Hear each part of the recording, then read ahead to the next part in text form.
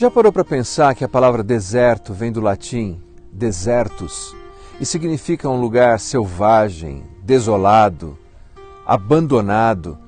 Vem da mesma raiz de desertare, que significa desertar, abandonar. E o deserto é caracterizado por ser um lugar inóspito, difícil, um lugar em que encontramos víboras, escorpiões, em que a temperatura oscila de 0 a 40 graus. Você já esteve num deserto? Aquele deserto da alma que te faz chorar, ou aquele deserto espiritual em que parece que Deus não fala com você, ou um deserto físico em que você adoece, ainda um deserto material em que você tem recursos parcos. Se você já passou por um deserto ou está passando por um deserto, é possível que um ponto de interrogação dance sobre a sua cabeça. Por quê? Por que deserto?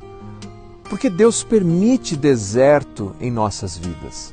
Essa era a pergunta que o povo de Israel tinha enquanto caminhava pelo deserto causticante, em busca daquela terra prometida.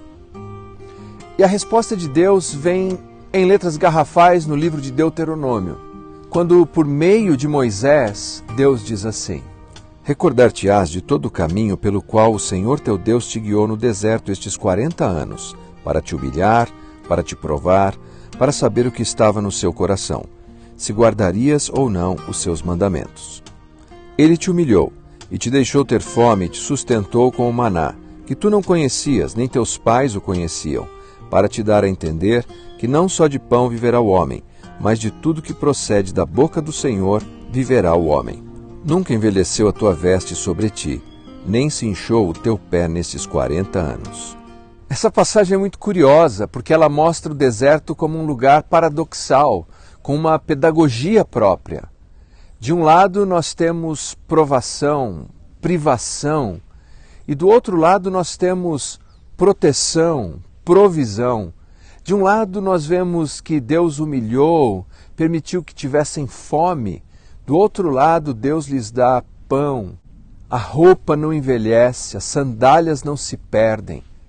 E assim, no deserto, eles não foram desertados por Deus, porque Deus vai com eles.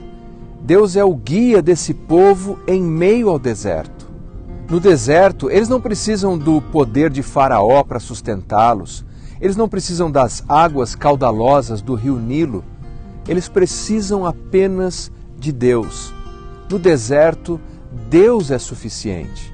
É por isso que, embora o deserto muitas vezes seja uma imagem de sofrimento, de luta, de dificuldade, por outro lado, no deserto se encontra refúgio. Moisés fugiu para o deserto, Elias fugiu para o deserto, Davi fugiu para o deserto. E até mesmo Jesus Cristo, Filho de Deus, no deserto, ele estava entre feras, mas os anjos o serviam. Lembre-se, deserto tem começo, tem meio e tem fim. E, portanto, o deserto, mesmo quando estamos diante da duna que nos desafia a desistir, devemos lembrar que é no deserto que se prossegue, porque logo, logo haverá um oásis de aprendizado. E quem não desiste no deserto tem sempre a certeza de que Deus é suficiente.